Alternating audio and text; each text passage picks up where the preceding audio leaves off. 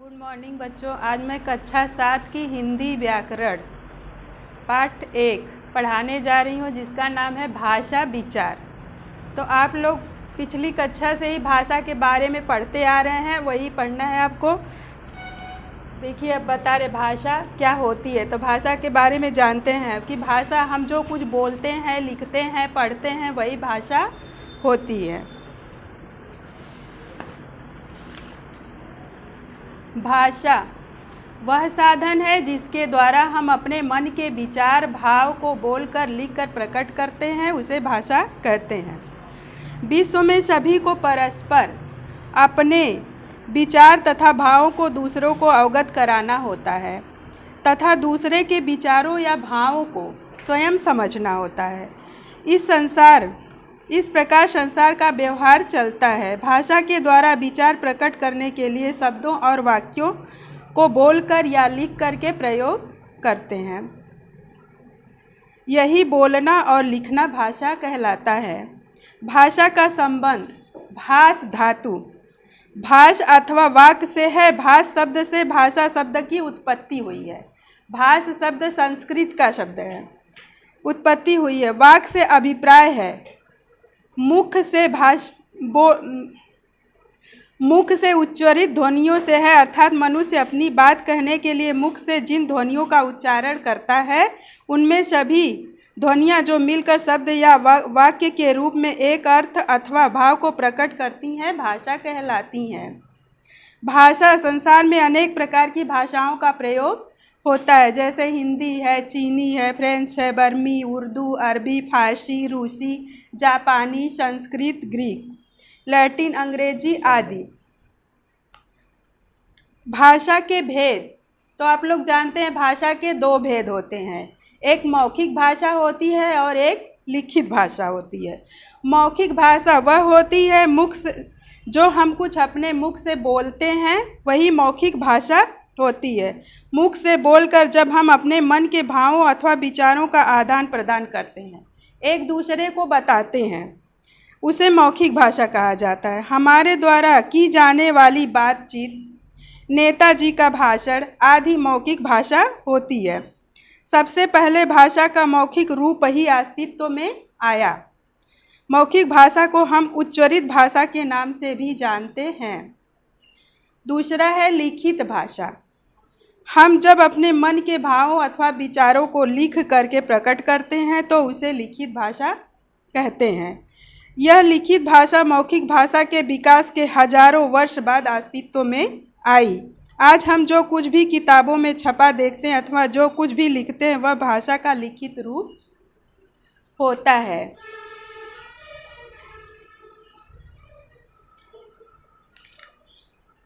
भाषा ही भाषा। विश्व में अनेक भाषाएं बोली जाती हैं। पूरे विश्व में अनेक प्रकार की भाषाएं बोली जाती हैं, जैसे अंग्रेजी, उर्दू, फारसी, जर्मन, स्पेनिश, फ्रेंच, जापानी, रूसी, हिंदी, पुर्तगाली आदि। विश्व में सर्वाधिक लोग चीनी भाषा बोलते हैं। दूसरे स्थान पर अंग्रेजी तथा तीसरे स्थान पर हिंदी बोली जाती है।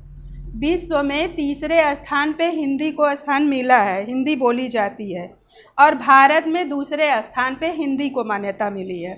अन्य देशों की तुलना में भारत में सर्वाधिक भाषाएं बोली जाती। यही कारण है कि भारत को बहुभाषीय देश कहलाता है।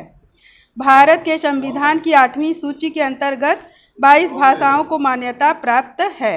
बहुभाषी मतलब भारत में अनेक प्रकार की भाषाएं बोली जाती हैं, जैसे हिंदी, मराठी, नेपाली, कोंकणी, मणिपुरी, गुजराती, तमिल, पंजाबी, बंगला, ओडिशा, सिंधी, असमिया, संस्कृत, डोंगरी, संथाली, कश्मीरी, कन्नड़, मलयालम, तेलुगु, उर्दू, बोडो, मैथिली।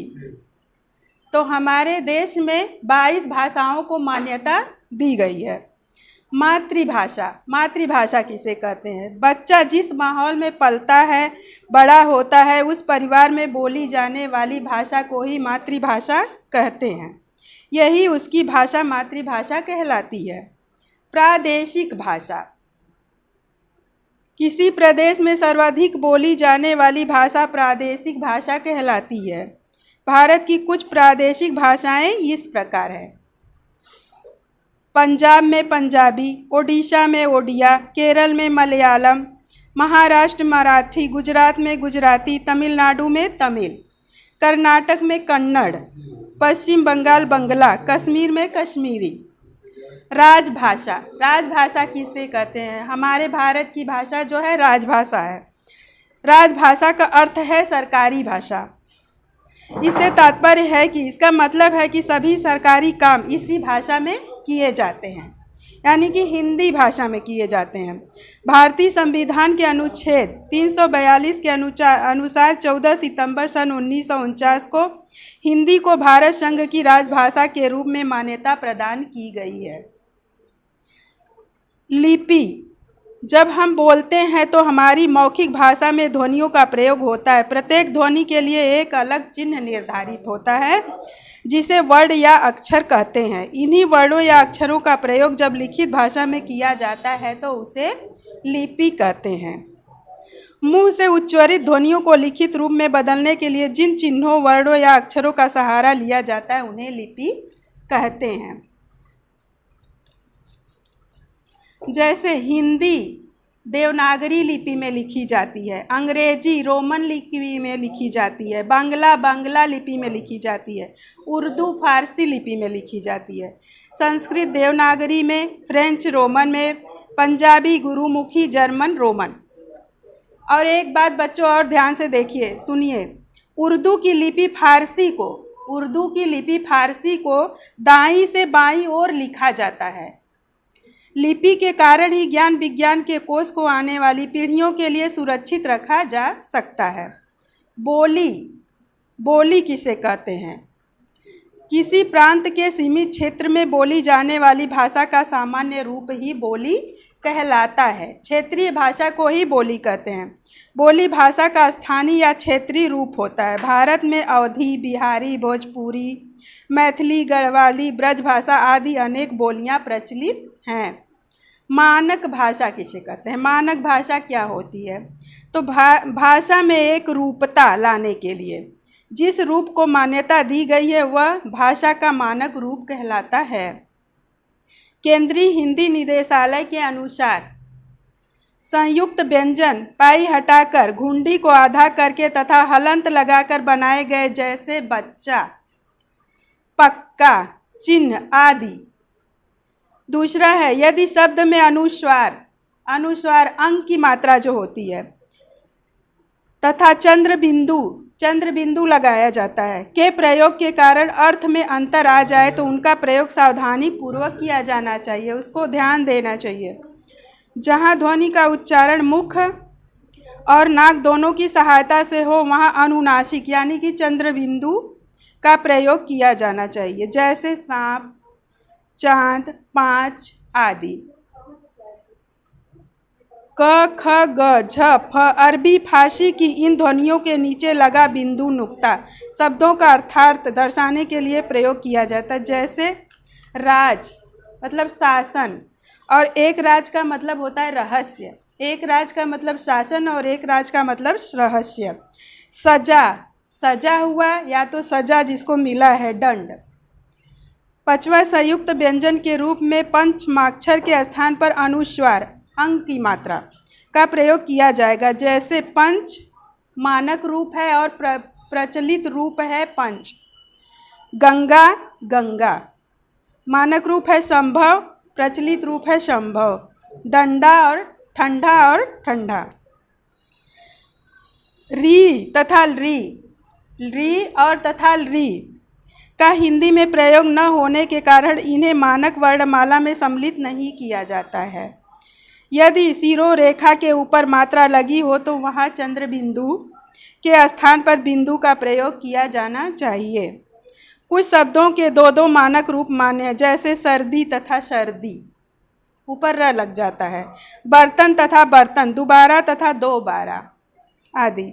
शब्दों के अंतिम वर्ण पर हलंत अब नहीं लगाया जाता, जैसे भगवान, नीचे हलंत होता है। भगवान एक में नहीं लगता। ख, महान आदि। शब्दों को स्वरांत करके लिखते, नई, युवा, हुआ। ऐसे ही रहेंगे जैसे अस्थाई, दायित्व आदि में यह तथा वह के स्थान पर स्वर नहीं आया है। 11 अव्यय अलग अलग लिखे जाएंगे जैसे वहाँ से, उनके साथ आदि। संयुक्त क्रियाएं अलग अलग लिखी जाएंगी जैसे तैर रहा है, संयुक्त व्यंजन होता है, जैसे तैर रहा है।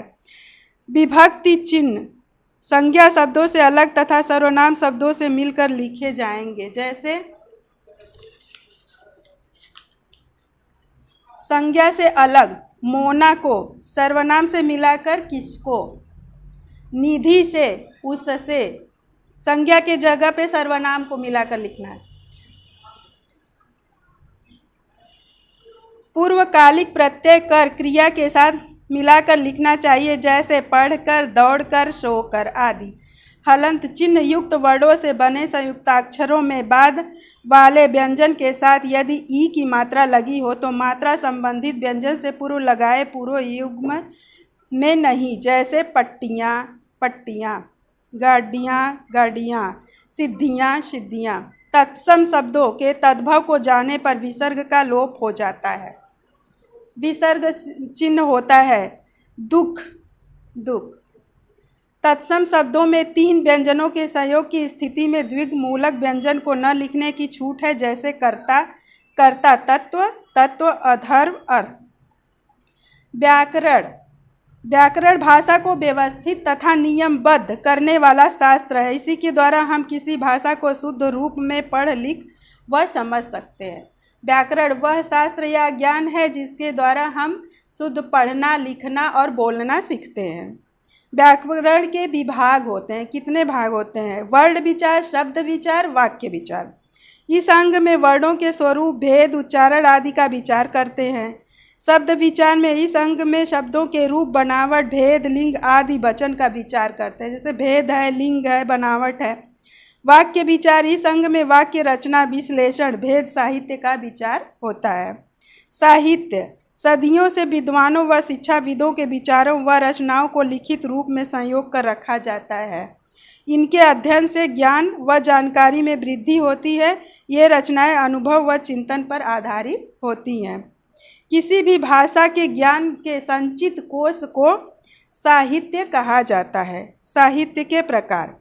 साहित्य के निम्नलिखित 2 रूप होते हैं। एक गद्य साहित्य होता है, जैसे कहानियाँ, पत्र, अनुच्छेद, निबंध, नाटक आदि में अपने विचारों को व्यक्त करने वाली शैली को गद्य साहित्य कहते हैं। जैसे इसके लेखक होते हैं प्रेमचंद, जयशंकर प्रसाद, भारतेंदु हरिश्चंद्र आदि गद्य साहित्य के महान लेखक हैं। और एक है पद्य साहित्य।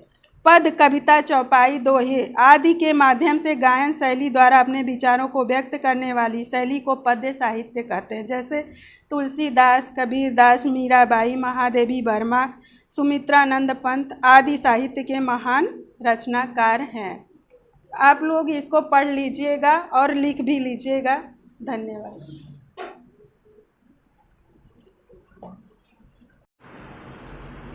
गुड मॉर्निंग बच्चों। आज मैं कक्षा 7 की हिंदी व्याकरण पाठ 1 पढ़ाने जा रही हूँ, जिसका नाम है भाषा विचार। तो आप लोग पिछली कक्षा से ही भाषा के बारे में पढ़ते आ रहे हैं, वही पढ़ना है आपको। देखिए अब बता रहे भाषा क्या होती है। तो भाषा के बारे में जानते हैं कि भाषा हम जो कुछ बोलते हैं, लिखते हैं, पढ़ते हैं, वही भाषा होती है। भाषा वह साधन है जिसके द्वारा हम अपने मन के विचार, भाव को बोलकर, लिखकर प्रकट करते हैं, उसे भाषा कहते हैं।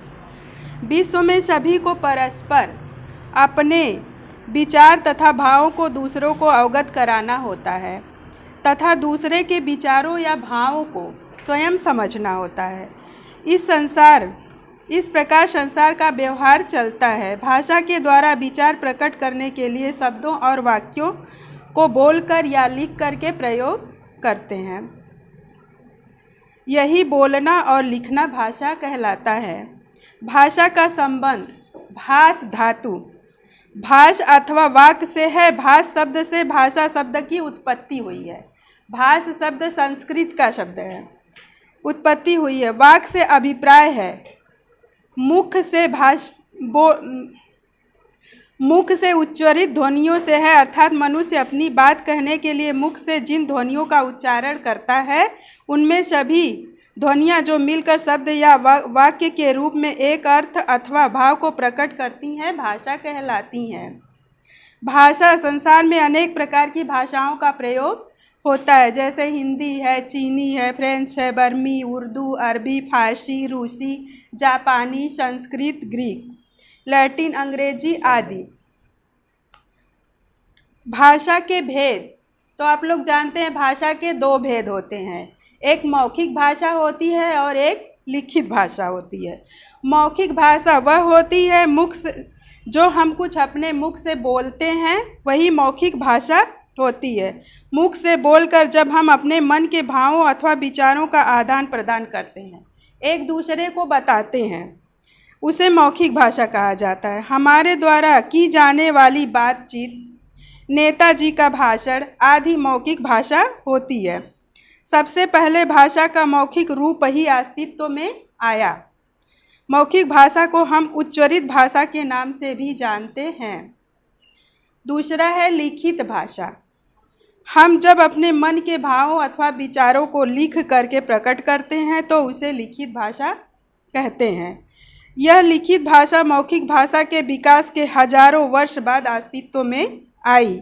आज हम जो कुछ भी किताबों में छपा देखते हैं अथवा जो कुछ भी लिखते हैं वह भाषा का लिखित रूप होता है।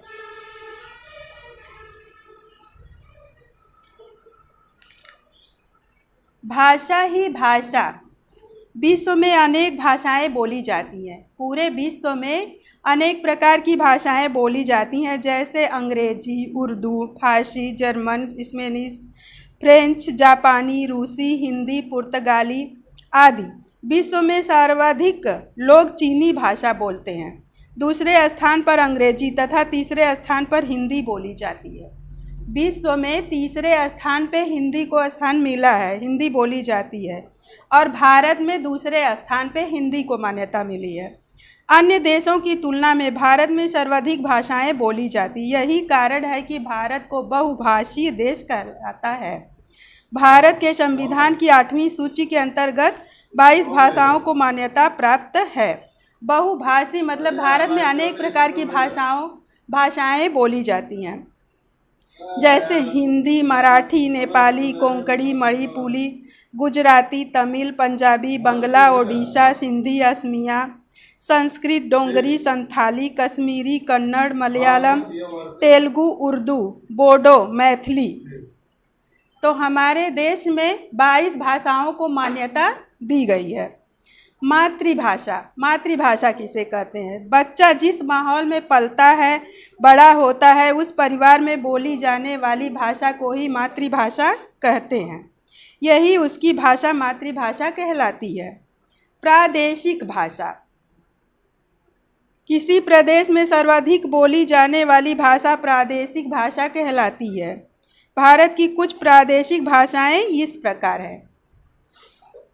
पंजाब में पंजाबी, ओडिशा में ओडिया, केरल में मलयालम, महाराष्ट्र मराठी, गुजरात में गुजराती, तमिलनाडु में तमिल, कर्नाटक में कन्नड़, पश्चिम बंगाल बंगला, कश्मीर में कश्मीरी।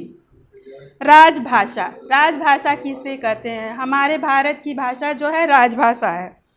राजभाषा का अर्थ है सरकारी भाषा। इससे तात्पर्य है कि इसका मतलब है कि सभी सरकारी काम इसी भाषा में किए जाते हैं, यानी कि हिंदी भाषा में किए जाते हैं।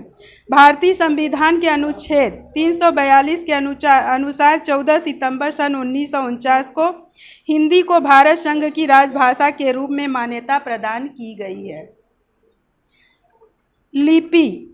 जब हम बोलते हैं तो हमारी मौखिक भाषा में ध्वनियों का प्रयोग होता है। प्रत्येक ध्वनि के लिए एक अलग चिन्ह निर्धारित होता है, जिसे वर्ण या अक्षर कहते हैं। इन्हीं वर्णों या अक्षरों का प्रयोग जब लिखित भाषा में किया जाता है तो उसे लिपि कहते हैं। मुंह से उच्चारित ध्वनियों को लिखित रूप में बदलने के लिए जिन चिन्हों, वर्णों या अक्षरों का सहारा लिया जाता है उन्हें लिपि कहते हैं। जैसे हिंदी देवनागरी लिपि में लिखी जाती है, अंग्रेजी रोमन लिपि में लिखी जाती है, बांग्ला लिपि में लिखी जाती है, उर्दू फारसी लिपि में लिखी जाती है, संस्कृत देवनागरी में, फ्रेंच रोमन में, पंजाबी गुरुमुखी, जर्मन रोमन। और एक बात बच्चों और ध्यान से देखिए, सुनिए, उर्दू की लिपि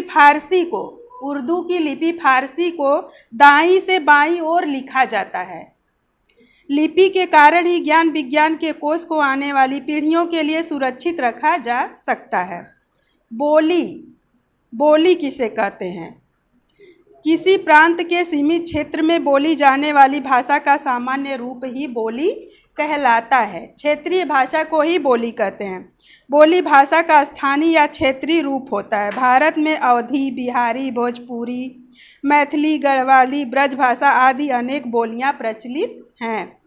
मानक भाषा किसे कहते हैं? मानक भाषा क्या होती है? तो भाषा में एक रूपता लाने के लिए जिस रूप को मान्यता दी गई है वह भाषा का मानक रूप कहलाता है। केंद्रीय हिंदी निदेशालय के अनुसार संयुक्त व्यंजन पाई हटाकर, घुंडी को आधा करके तथा हलंत लगाकर बनाए गए जैसे बच्चा, पक्का, चिन्ह आदि। दूसरा है यदि शब्द में अनुस्वार अंक की मात्रा जो होती है तथा चंद्र बिंदु लगाया जाता है के प्रयोग के कारण अर्थ में अंतर आ जाए तो उनका प्रयोग सावधानी पूर्वक किया जाना चाहिए, उसको ध्यान देना चाहिए। जहाँ ध्वनि का उच्चारण मुख और नाक दोनों की सहायता से हो वहाँ अनुनासिक यानी कि चंद्र बिंदु का प्रयोग किया जाना चाहिए, जैसे सांप, चांद, पाँच आदि। क, ख, ग, झ, फ अरबी फारसी की इन ध्वनियों के नीचे लगा बिंदु नुक्ता शब्दों का अर्थार्थ दर्शाने के लिए प्रयोग किया जाता है, जैसे राज मतलब शासन और एक राज का मतलब होता है रहस्य। एक राज का मतलब शासन और एक राज का मतलब रहस्य। सजा हुआ या तो सजा जिसको मिला है दंड। पांचवा संयुक्त व्यंजन के रूप में पंचमाक्षर के स्थान पर अनुस्वार अंक की मात्रा का प्रयोग किया जाएगा, जैसे पंच मानक रूप है और प्रचलित रूप है पंच। गंगा मानक रूप है संभव, प्रचलित रूप है संभव। डंडा और ठंडा। री तथा री का हिंदी में प्रयोग न होने के कारण इन्हें मानक वर्णमाला में सम्मिलित नहीं किया जाता है। यदि सिरों रेखा के ऊपर मात्रा लगी हो तो वहाँ चंद्र बिंदु के स्थान पर बिंदु का प्रयोग किया जाना चाहिए। कुछ शब्दों के दो मानक रूप मान्य हैं, जैसे सर्दी तथा सर्दी, ऊपर र लग जाता है। बर्तन तथा बर्तन, दोबारा तथा दोबारा आदि। शब्दों के अंतिम वर्ण पर हलंत अब नहीं लगाया जाता, जैसे भगवान, नीचे हलंत होता है। भगवान एक में नहीं लगता। ख, महान आदि। शब्दों को स्वरांत करके लिखते नई, युवा, हुआ। ऐसे ही रहेंगे जैसे अस्थाई, दायित्व आदि में य तथा व के स्थान पर स्वर नहीं आया है। 11 अव्यय अलग अलग लिखे जाएंगे, जैसे वहाँ से, उनके साथ आदि। संयुक्त क्रियाएं अलग अलग लिखी जाएंगी, जैसे तैर रहा है, संयुक्त व्यंजन होता है, जैसे तैर रहा है। विभक्ति चिन्ह संज्ञा शब्दों से अलग तथा सर्वनाम शब्दों से मिलकर लिखे जाएंगे, जैसे संज्ञा से अलग मोना को सर्वनाम से मिलाकर किसको, निधि से, उससे, संज्ञा के जगह पे सर्वनाम को मिलाकर लिखना है। पूर्वकालिक प्रत्यय कर क्रिया के साथ मिलाकर लिखना चाहिए, जैसे पढ़कर, दौड़कर, सोकर आदि। हलंत चिन्ह युक्त वर्णों से बने संयुक्ताक्षरों में बाद वाले व्यंजन के साथ यदि ई की मात्रा लगी हो तो मात्रा संबंधित व्यंजन से पूर्व लगाए पूर्व युग्म में नहीं, जैसे पट्टियाँ, गाड़ियाँ, सिद्धियाँ। तत्सम शब्दों के तद्भव को जाने पर विसर्ग का लोप हो जाता है। विसर्ग चिन्ह होता है दुख।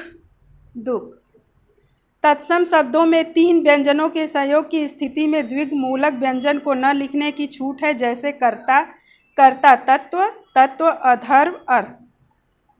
व्याकरण। व्याकरण भाषा को व्यवस्थित तथा नियमबद्ध करने वाला शास्त्र है। इसी के द्वारा हम किसी भाषा को शुद्ध रूप में पढ़ लिख व समझ सकते हैं। व्याकरण वह शास्त्र या ज्ञान है जिसके द्वारा हम शुद्ध पढ़ना, लिखना और बोलना सीखते हैं। व्याकरण के विभाग होते हैं। कितने भाग होते हैं? वर्ण विचार, शब्द विचार, वाक्य विचार। इस अंग में वर्णों के स्वरूप, भेद, उच्चारण आदि का विचार करते हैं। शब्द विचार में इस अंग में शब्दों के रूप, बनावट, भेद, लिंग आदि वचन का विचार करते हैं, जैसे भेद है, लिंग है, बनावट है। वाक्य विचार इस अंग में वाक्य रचना, विश्लेषण, भेद, साहित्य का विचार होता है। साहित्य सदियों से विद्वानों व शिक्षाविदों के विचारों व रचनाओं को लिखित रूप में संयोग कर रखा जाता है। इनके अध्ययन से ज्ञान व जानकारी में वृद्धि होती है। ये रचनाएं अनुभव व चिंतन पर आधारित होती हैं। किसी भी भाषा के ज्ञान के संचित कोश को साहित्य कहा जाता है। साहित्य के प्रकार। साहित्य के निम्नलिखित 2 रूप होते हैं। एक गद्य साहित्य होता है, जैसे कहानियाँ, पत्र, अनुच्छेद, निबंध, नाटक आदि में अपने विचारों को व्यक्त करने वाली शैली को गद्य साहित्य कहते हैं। जैसे इसके लेखक होते हैं प्रेमचंद, जयशंकर प्रसाद, भारतेंदु हरिश्चंद्र आदि गद्य साहित्य के महान लेखक हैं। और एक है पद्य साहित्य। पद, कविता, चौपाई, दोहे आदि के माध्यम से गायन शैली द्वारा अपने विचारों को व्यक्त करने वाली शैली को पद्य साहित्य कहते हैं। जैसे तुलसीदास, कबीरदास, मीराबाई, महादेवी वर्मा, सुमित्रानंद पंत आदि साहित्य के महान रचनाकार हैं। आप लोग इसको पढ़ लीजिएगा और लिख भी लीजिएगा। धन्यवाद।